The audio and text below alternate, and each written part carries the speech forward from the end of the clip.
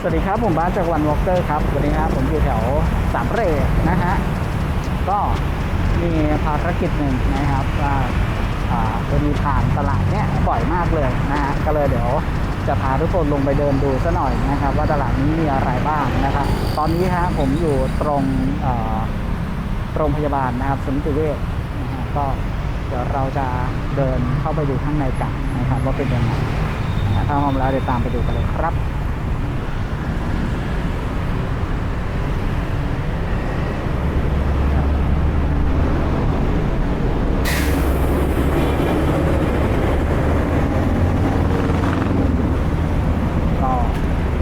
เป็นซอยสมเด็จพระเจ้าตากสิน17นะครับก็เริ่มจากตรงนี้ไปเลยนะครับ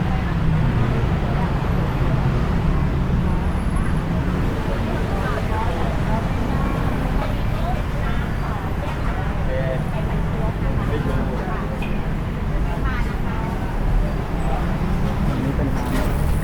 ข้าวต้ม2เครื่องครับร้านหมูสะเต๊ะ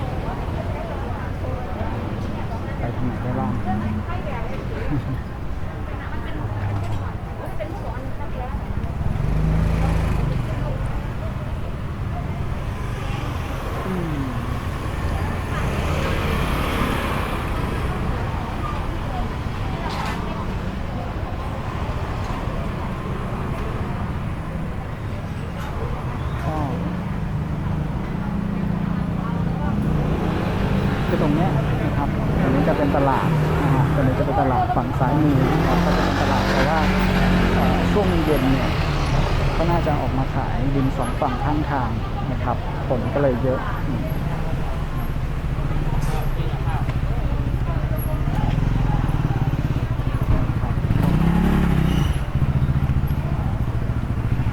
ฝั่งนี้ก็ปากปลายครับไม่ได้แบบร้านไม่ได้เยอะนะเหมือนฝั่งข้างหลังเป็นกับข้าวนะครับปกตินะ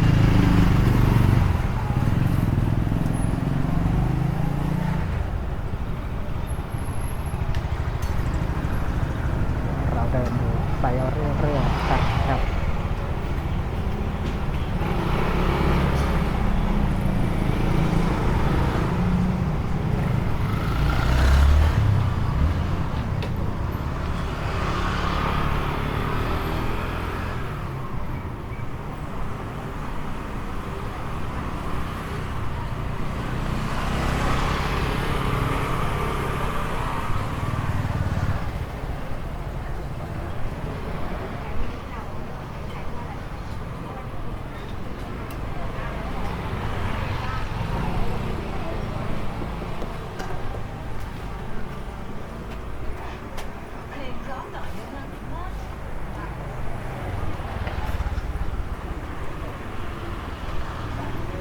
ตรงนี้ก็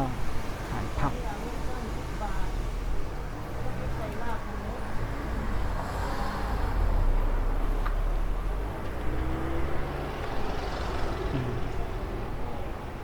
ก็น่าจะไม่มีอะไรแล้วครับนะฮะเดินกลับครับตรงนี้ก็ขายผักนะฮะเป็ดอยู่พี่กับเป็ดอยู่แล้วพี่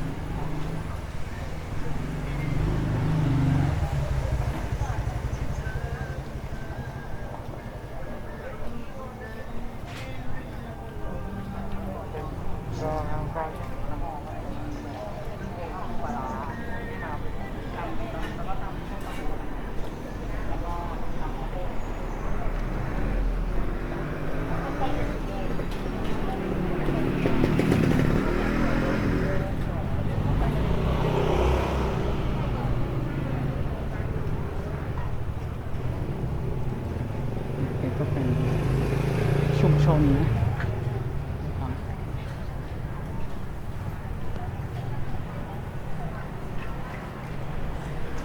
เดี๋ยวเราเดินย้อนกลับไปซะหน่อยนะครับไปก็ได้ไปแ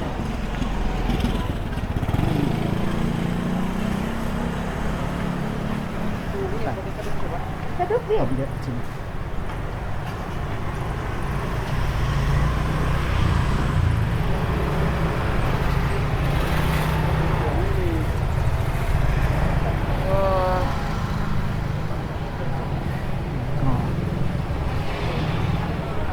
ที่นี่นะครับน่าจะเป็นทั่วไปแหละนะครับข้าวอาหารผักผลไม้นะครับ วันมาไม่ไหวนะป่วยอะไรป่วยกลางมือหรือป่วยอะไรอ่ะ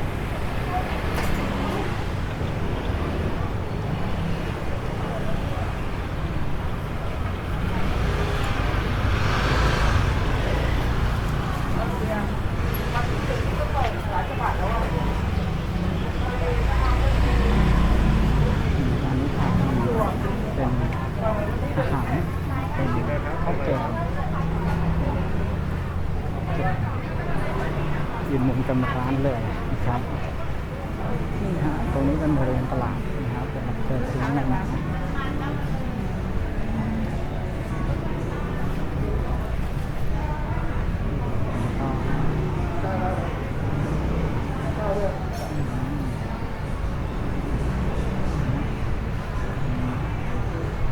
ตัวนี้น่าจะเป็นตลาดเช้านะแต่ว่าตอนนี้ก็คือเขาก็ไม่มีคนขายเท่าไหร่นะครับ ลงมาถ่ายข้างล่างนะครับตลาดสำเร็จนะครับสับปะรด